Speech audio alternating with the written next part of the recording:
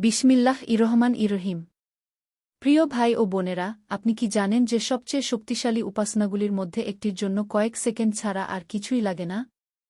নবী মুহাম্মদ বলেছেন, যে ব্যক্তি দিনে ১০০ বার আস্তাগফিরুল্লাহ বলবে, আল্লাহ তার গুনাহ মাফ করবেন যদিও তা সমুদ্রের ফেনার পরিমাণও হয়। সহিহ বুখারী।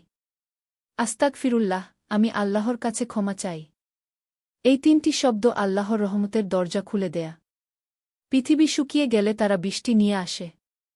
আপনি যখন আটকে থাকবেন তখন তারা রিস্ক নিয়ে আসে। আপনার হৃদয় যখন অস্থির হয় তখন তারা শান্তি আনে। আল্লাহর ক্ষমার জন্য কোনো পাপী বড় নয়। তিনি হলেন আল গাফফার, চিরক্ষমাকারী। আজই শুরু করুন।